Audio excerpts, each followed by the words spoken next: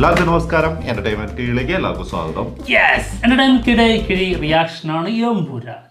ഒരു big update ഉണ്ട് കേട്ടോ. ആ അപ്ഡേറ്റ് എന്താണെന്നുള്ളത് ഇതിന്റെ സസ്പെൻസ് ആണ്. അതാ സസ്പെൻസ് പൊളിഞ്ഞിട്ടുണ്ടാവും, കാരണം തമ്പനയിൽ അത് ഉണ്ടല്ലോ. ഓക്കെ, എന്തായാലും ഒഫീഷ്യൽ ട്രailer വരാൻ പോകുന്നു. അതിന്റെ ഡേറ്റ് എന്നുള്ളതൊക്കെ എപ്പോൾ വരാൻ പോകുന്നു എന്നുള്ളതൊക്കെ നമ്മൾ ഈ വീഡിയോയിൽ പറയുന്നതാണ്. യെസ്, എന്താണെങ്കിലും ഇന്നലെ ഒരു പോസ്റ്റർ വന്നിട്ടുണ്ട്. അതെ, അതിൽ നിന്ന് തുടങ്ങാം. അതാണ് ഇന്നത്തെ ദിവസം അതിൽ നിന്ന് തുടങ്ങാം. പിന്നെ അല്ല, ഇന്നലെ നമുക്ക് തന്നതാണ്, പക്ഷെ ഇന്നത്തെ ദിവസം നമ്മുടേത് തുടങ്ങുന്നത് ഈ പോസ്റ്ററിൽ നിന്നാണ്. ഓക്കെ, എവിടെയാ? നോർത്തില്. നോർത്ത് ഇന്ത്യ ഡിസ്ട്രിബ്യൂഷൻ എടുത്തിരിക്കുന്നത് AA ഫിലിംസ് ആണ്. AA films. ഓക്കെ, അപ്പോൾ നോർത്തിലും ഏതാണ്ട് ചെറിയ രീതിയിലൊരു തൂക്കിയടി ഉണ്ടാവാം. പുഷ്പയൊക്കെ എടുത്ത ടീംസ് ആണ്. അത് വമ്പൻ ടീമാണ്, വൻ ഡിസ്ട്രിബ്യൂഷൻ ടീമാണ്. അതെ. ഓക്കെ, അല്ല ചെറിയ ടീമൊന്നും ഇല്ലേ, ചെറിയ കളികളൊന്നും നമ്മുടെ കയ്യിലില്ല. പിന്നെ വേറൊരു കാര്യം എന്ന് വെച്ചിട്ടുണ്ടെങ്കിൽ എമ്പുരാന്റെ ഫസ്റ്റത്തെ 35 മിനിറ്റോളം ഫുള്ള് ഹിന്ദിയാണെന്ന് പറഞ്ഞത്. അതെ, അപ്പൊ പിന്നെ അവര് ആഘോഷിക്കുമായിരിക്കും. അതെ, ആ 35 മിനിറ്റ് അത് നമുക്ക് അറിയേണ്ട ആവശ്യമില്ല. പക്ഷെ ആ 35 മിനിറ്റാണ് നമ്മൾ കിടന്ന് അനുഭവിക്കാൻ പോണത്.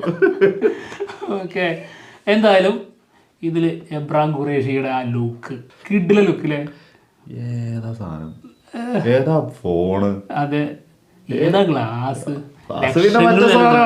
ലൂസിഫറിൽ ക്ലൈമാക്സിൽ കൊണ്ടുവന്ന ഗ്ലാസ് തന്നെയാണ്. അതെ, പക്ഷെ എത്ര വാങ്ങേണ്ടി വരും?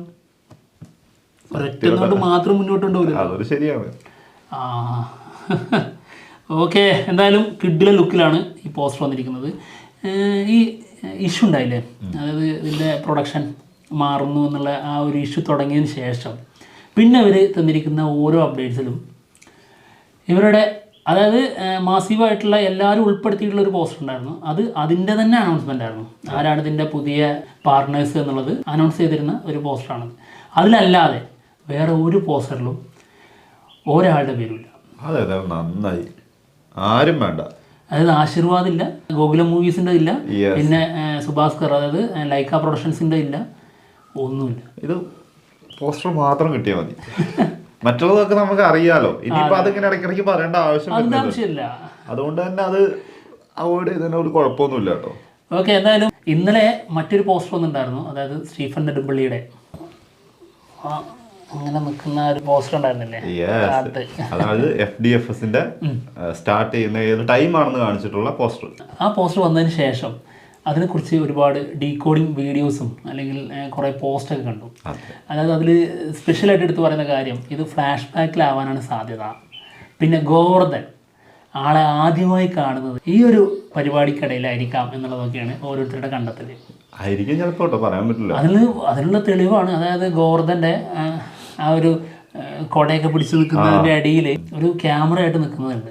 ആ ഒരു ഫോട്ടോയും ഇതും വെച്ച് നോക്കിക്കഴിഞ്ഞാൽ കറക്റ്റ് ആ മഴയത്ത് സ്റ്റീഫൻ ഈ സ്റ്റേജിൽ നിൽക്കുന്നതായിട്ട്, അപ്പോൾ കുറേ ആൾക്കാർ ഫ്ലാഷ് അടിക്കുന്നതായിട്ട് കാണുന്നുണ്ട്. സത്യം.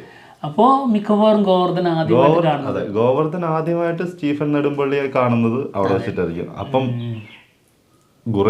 അബ്രാം ഖുറേഷിയെ കാണുന്നത് എവിടെ വെച്ചിട്ടായിരിക്കും?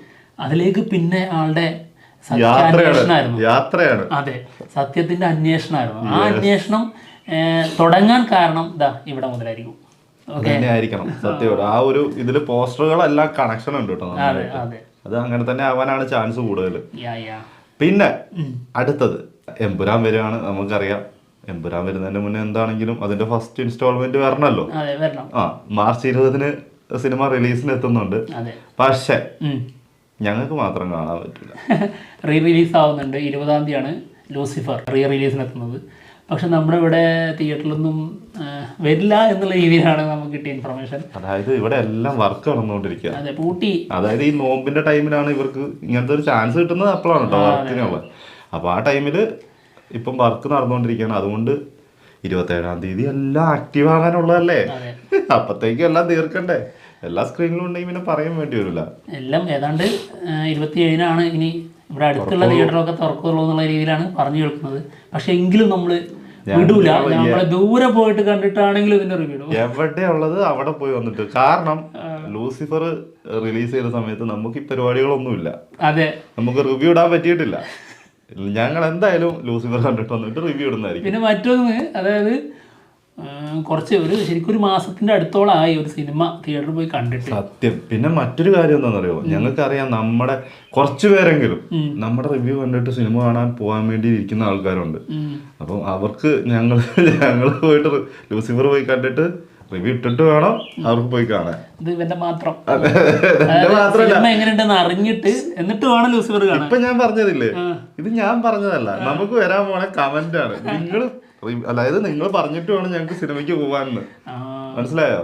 അടിപൊളി സിനിമയായിരിക്കും ലൂസിഫർ. മിക്കവാറും നമ്മുടെ മലയാളത്തില് 100 കോടി അടിക്കുന്ന ഒരു സിനിമയായിരിക്കും. പിന്നെ തീർച്ചയായിട്ടും പൃഥ്വിരാജിന്റെ ഡയറക്ഷനിൽ ഫസ്റ്റ് വരുന്ന സിനിമ, അതും ഒരു ഫാൻ ബോയ് സംഭവമായിരിക്കും. മുരളി ഗോപിയുടെ സ്ക്രിപ്റ്റ്, പിന്നെ നമ്മുടെ മ്യൂസിക് ആരായിരുന്നു അറിയാം, പേര് മറന്നുപോയി. ജെയ്ക്സ് ബിജോയോ അല്ല, സോറി ബ്രോ, ഞാൻ ആ ഫ്ലോയിൽ ഇങ്ങനെ വന്നോണ്ട് ആളുടെ മ്യൂസിക് അത് കൂടി നമുക്കിങ്ങനെ ത്രില്ലടിച്ച് കാണാനുള്ള സാധനം ഉണ്ടാവും. ഒരു ക്ലാസ് മാസ് സാധനമായിരിക്കും, ഐറ്റം ആയിരിക്കും. അതിനകത്ത് ഇപ്പൊ പറഞ്ഞുതരാം, നമ്മുടെ ടോവിനോ സൂപ്പർ ആയിരിക്കും. ടോവിനോ ഒരു രക്ഷ ഉണ്ടാവില്ല. പിന്നെ വിവേക് ഒബ്രോയ്, ഒരു സ്പോയിലർ, ജതിൻ രാംദാസ് എന്ന ക്യാരക്ടർ ആയിരിക്കും എന്നാണ് കേട്ടത്. ആള് സ്റ്റീഫൻ നെടുമ്പള്ളി എന്ന ലാലേട്ടൻ ചെയ്യുന്ന കഥാപാത്രത്തിന്റെ അനിയനായിട്ടായിരിക്കും വരിക. സ്റ്റീഫൻ നെടുമ്പള്ളി എന്ന് പറഞ്ഞാൽ ലാലേട്ടൻ തന്നെ 2 ലുക്കിലാണ് വരുന്നത്. അതിലും വലുതൊന്നും ഇല്ലല്ലോ. അത് പറയല്ലേ, സസ്പെൻസ്. അതായത് എമ്പുരാൻ എന്ന് പറഞ്ഞിട്ട് സെക്കൻഡ് പാർട്ട് വരുന്നുണ്ട്, അതിന് വേണ്ടിയിട്ടുള്ള ഒരു സാധനം ഉണ്ട് ലാസ്റ്റ്. ഇതൊന്നും പറയാൻ പാടില്ല. നമ്മുടെ ആകാംക്ഷ കൊണ്ട് നമ്മൾ പറഞ്ഞു പോണതാണ്. വേറൊരു കാര്യമുണ്ട്, അതായത് ആ ലാസ്റ്റ് ടൈലന്റ് ഉണ്ടല്ലോ, അത് വമ്പൻ വൈറലായിരിക്കും, ട്രെൻഡായിരിക്കും. അതിനുശേഷം അതിനെ ചുവട് പിടിച്ച് ഇനി ഒരുപാട് സിനിമകളിൽ ഇതേ പരിപാടി പല സിനിമകളിലും കാണാൻ പറ്റും. പല നടന്മാരുടേത് മാത്രമല്ല, ലാലേട്ടൻ്റെ തന്നെ കാണാൻ പറ്റും. കാരണം അജാതി ഐറ്റം ഒരു സാധനമാണ് പൃഥ്വിരാജ് ഒരുക്കി വെച്ചിരിക്കുന്നതെന്നാണ് നമ്മൾ കേട്ടറിഞ്ഞ കാര്യം. ആ ലുക്ക് കണ്ടാൽ നമ്മൾ ഞെട്ടാൻ തയ്യാറായിക്കോ മാർച്ച് 20 യെസ്. ഇനി നമുക്ക് കൃത്യമായിട്ടുള്ള മറ്റൊരു കാര്യം പറയാം. ഇതൊക്കെ കൃത്യം തന്നെയാണ് കേട്ടോ. ഇതിനകത്ത് എന്തെങ്കിലും സെറ്റ് ആയിട്ട് എല്ലാം കറക്റ്റ് കാര്യമാണ്. ഓക്കെ, എമ്പുരാൻ സിനിമയുടെ ഒഫീഷ്യൽ ട്രailer, അതിന് വേണ്ടിയിട്ടാണല്ലോ എല്ലാവരും ഇപ്പോൾ വെയിറ്റ് ചെയ്യുന്നത്. നമ്മളിപ്പോൾ എല്ലാം സംഭവം, നമ്മുടെ പ്രശ്നങ്ങളെല്ലാം തീർന്നു. 27 തന്നെ സിനിമ റിലീസിനെത്തും എന്നുള്ളത് നമുക്ക് കൺഫേം ആയിട്ടുള്ള ന്യൂസാണ്. അതുകൊണ്ട് തന്നെ ആ ഒരു ഭാരം ഒഴിഞ്ഞു പോയി. അതാണ്. പക്ഷേ ട്രailer എന്താ പറയാന്നറിയോ, ഇപ്പൊ ഈ പറഞ്ഞില്ലേ, ഈ പറഞ്ഞതും ലൂസിഫറിലെ ഡയലോഗാണ്. കാര്യങ്ങളും പ്രശ്നങ്ങളെല്ലാം എന്നോട് പറഞ്ഞില്ലേ, ഇനി ഞാൻ നോക്കിക്കോളാം. ആ സാധനമാണ് എല്ലാമായിട്ടും കണക്ഷനാ. അപ്പൊ എന്തായാലും ഇനി വരേണ്ടത് ആ ഒരു 4 മിനിറ്റിന് അടുത്ത് വരുന്നൊരു സംഭവമുണ്ട്, മഹാസംഭവം. അത് എന്നാണ് വരാൻ പോകുന്നതാണ്. തീ എന്ന് പറയാൻ പറ്റൂല, തീ പന്തെന്ന് പറയാൻ പറ്റൂല, തീ ഗോളം എന്ന് പറയാൻ പറ്റൂല, പിന്നെ എന്ത് പറയും? തീയുടെ ഒരു തിജിന്റെ കട്ട. അതങ്ങനെ തിജിന്റെ കട്ട അങ്ങനെ കിടക്കട്ടെ. തിജ് ഇങ്ങനെ തൂപ്പും. ഡ്രാഗണൊക്കെ ഉണ്ടല്ലോ, ഡ്രാഗണൊക്കെ ഊതി തൂപ്പൂല. അതേപോലെ അല്ല, ഡ്രാഗൺ ഉണ്ടല്ലോ, അപ്പൊ തുപ്പും. ഒരു ചുമന്ന ഡ്രാഗൺ ഉണ്ടല്ലേ, അത് ശരിക്കും അത് മറ്റേതോ ഒരു കളറിലായിരുന്നു ആ ഡ്രാഗൺ.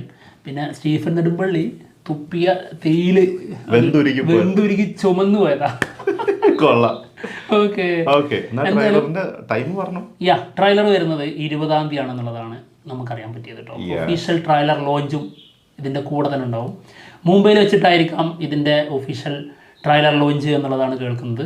മേ ബി അത് ചെന്നൈയിലേക്ക് മാറ്റാൻ സാധ്യത കാണുന്നുണ്ട്. മുംബൈ അല്ലെങ്കിൽ ചെന്നൈ.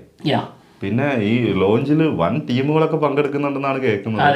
അതായത് മഹേഷ് ബാബു, SS രാജമൗലി, പിന്നെ അക്ഷയ് കുമാർ, പ്രഭാസ്, പോരെ കേൾക്കുന്നതാണ്. പിന്നെ പൃഥ്വിരാജിന്റെ ഒരു സുഹൃത്ത് വലയം വെച്ച് നോക്കുമ്പോൾ ഇവരൊക്കെ സിമ്പിൾ ആയിട്ട് വരും ചെയ്യും. മോഹൻലാൽ, അത് രണ്ടുപേരെ. SS രാജമൗലിയെ ലാലേട്ടൻ ഞാൻ വിളിച്ചാൽ SS രാജമൗലിക്ക് വരാൻ വരാതിരിക്കാൻ പറ്റുമോ? എന്താടാ മോനെ, പിന്നെ പ്രഭാസിനെ പൃഥ്വിരാജ് വിളിച്ചാൽ വരില്ലേ? പിന്നെ അക്ഷയ് കുമാറിനെ ലാലേട്ടൻ വിളിച്ചാൽ വരില്ലേ? ബാരോസിനെ വിളിച്ചിട്ടില്ലേ? പിന്നെ അതുപോലെ പൃഥ്വിരാജ് വിളിച്ചാലും വരും. എന്താ കാര്യം? അയ്യോ, അതിനെ കുറിച്ച് പറയാതിരിക്കാനല്ലത്. പക്ഷെ വിളിച്ചാ വരും. വിളിച്ചാ വരും. അതിനെ കുറിച്ച് വിട്ടേക്ക്, അത് നോക്കണ്ട. എന്തിനെ കുറിച്ചാന്ന് പറഞ്ഞിരിക്കാം. ചോട്ടെ മിയാൻ. ഓക്കെ, അതോടിരിക്കട്ടെ. ഇത്ര കാണണ്ടാറില്ലേ? പിന്നെ മഹേഷ് ബാബു കൂടെ അതെ. പിന്നെ SS രാജമൗലി ആളുടെ ഇപ്പത്തെ ഡയറക്ടർ ജയിലർ. ഓക്കെ, ഇവരൊക്കെ വരും. അപ്പൊ അത് ആ ഒരു റൂമർ നമുക്ക് ഒരിക്കലും തള്ളിക്കളയാൻ പറ്റില്ല. അപ്പം അങ്ങനെയായിരിക്കും സംഭവിക്കുന്നത്. ഈ ഒരു സാധ്യത മുന്നിൽ കണ്ടുകൊണ്ട് നമുക്ക് വേണമെങ്കിൽ ഈ ചെന്നൈ എന്നുള്ളത് മുംബൈ തന്നെ ആക്കാം. കുറച്ചുകൂടെ ഉറപ്പിക്കാം, മുംബൈയിലായിരിക്കും ഇതിന്റെ ട്രയൽ ലോഞ്ച് എന്നുള്ളത്. ഈ ഒരു സെറ്റപ്പിലാണെങ്കിൽ മിക്കവാറും മുംബൈ തന്നെ ആയിരിക്കും. അപ്പൊ ചെന്നൈയിൽ ഇതിന്റെ പ്രസ് മീറ്റ് ആയിരിക്കാം, ഒഫീഷ്യൽ ആയിട്ടുള്ള ഇവരുടെ എല്ലാവരും കൂടിയിട്ടുള്ള ഒരു വലിയ എന്തോ ഒരു പ്രസ് മീറ്റ് പരിപാടിയോ പ്രൊമോഷൻ സംഭവം എന്തോ പ്ലാൻ ചെയ്യുന്നുണ്ട്. എന്തൊക്കെയോ വലുത് നടക്കാൻ പോകുന്നുണ്ട്, എന്തൊക്കെയാന്ന് അറിഞ്ഞൂടാ. എന്താണെങ്കിലും നമുക്ക് കാത്തിരുന്ന് ഓരോരോ അപ്ഡേറ്റ്സുകൾക്ക് വേണ്ടി ഇരിക്കാം. അപ്പൊ എന്തായാലും ഞങ്ങൾ പോവാണ്. മറ്റുള്ള വിശേഷങ്ങളുമായിട്ട് ഉടനെ തന്നെ വരാം. Bye bye.